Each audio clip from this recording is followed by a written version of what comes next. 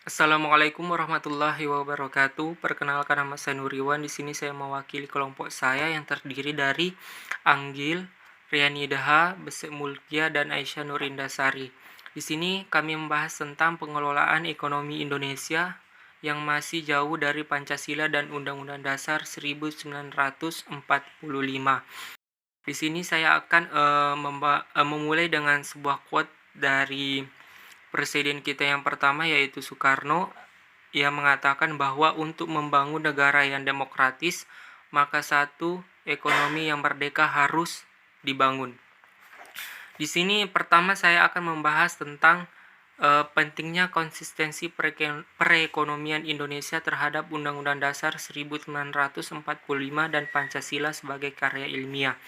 Seperti yang kita ketahui bahwa pembangunan ekonomi merupakan bagian dari pembangunan nasional yang diharapkan akan memberi dan menjadikan masyarakat Indonesia adil dan makmur berdasarkan Pancasila dan Undang-Undang Dasar 1945. Dasar filosofis sistem ekonomi Indonesia adalah Pancasila, dan dasar konstitusionalnya adalah Undang-Undang Dasar 1945, pasal 27, 23, 33, dan 34. Dengan demikian, maka ekonomi Indonesia adalah ekonomi yang berorientasi kepada ketuhanan yang Maha Esa, berlakunya etik dan moral agama, kemudian kemanusiaan yang adil dan beradab, tidak mengenal pemerasan dan eksploitasi, persatuan Indonesia, berlakunya kebersamaan, asas kekeluargaan, sosionasionalisme, dan sosiodemokrasi dalam ekonomi. Kemudian ada kerakyatan, mengutamakan kehidupan ekonomi rakyat dan hajat hidup orang banyak, serta keadilan sosial, di mana di sini persamaan, kemakmuran masyarakat yang utama, bukan kemakmuran orang per orang atau individu. Ini disampaikan oleh Sri Edi Suasono pada tahun 1985. Pemerintah sebagai regulator harus melakukan pembangunan di segala bidang, dengan titik berat pada bidang ekonomi yang didukung dengan tatanan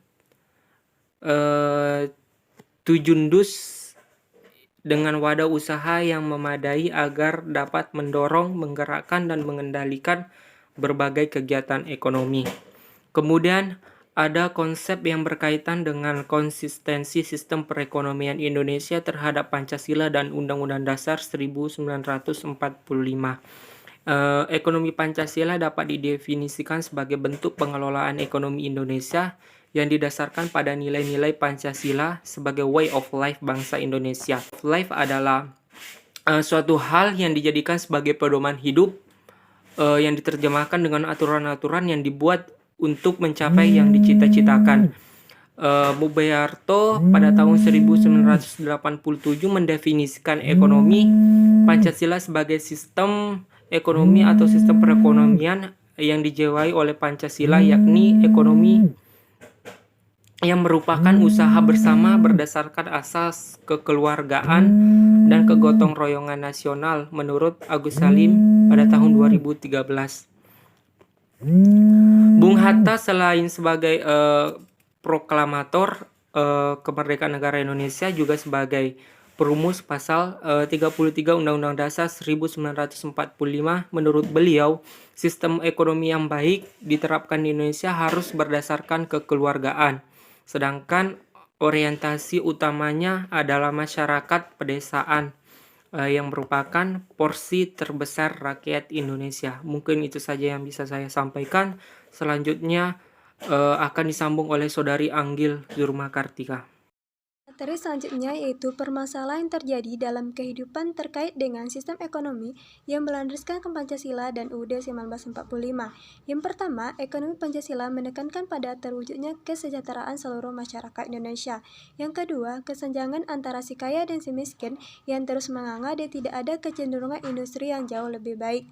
Yang ketiga, Credit Success Global World Data Book 2017 mengungkapkan bahwa 1% orang terkaya di Indonesia pada tahun 2017 menguasai 45,4% kekayaan nasional, terburuk keempat di dunia. Yang keempat, rilis majalah Forbes pada akhir November 2017 terungkap kekayaan 50 orang terkaya di Indonesia pada tahun 2017 mencapai kisaran 1.688,4 triliun. Yang kelima, perekonomian Indonesia tahun 2017 masih terkonsentrasi di Pulau Jawa dan Bali. Yang kelima, ketidakmerataan pembangunan antara wilayah yang diukur dengan indeks Williamson juga menunjukkan bahwa lebarnya ketidakmerataan pembangunan ekonomi antar provinsi di Indonesia. Dan yang terakhir yaitu masih terjadinya kesenjangan industri input pembentuk kualitas human capital. Materi selanjutnya yaitu upaya-upaya untuk mengatasi permasalahan pengelolaan ekonomi Indonesia. Dan selanjutnya yaitu upaya-upaya untuk mengatasi permasalahan pengelolaan ekonomi Indonesia. Yang pertama, mempercepat internalisasi nilai-nilai Pancasila melalui pendidikan formal dan informal. Yang kedua, melakukan pemetaan dan perubahan berbagai aturan perundang-undangan. Yang ketiga, memperkuat campur tangan pemerintah pada aktivitas-aktivitas ekonomi yang strategis dan menguasai hidup orang banyak. Yang selanjutnya yaitu mendorong pemerintah untuk menstimulus dan memperkuat peranan kooperasi sebagai bentuk konkret usaha bersama di industri sektor strategis.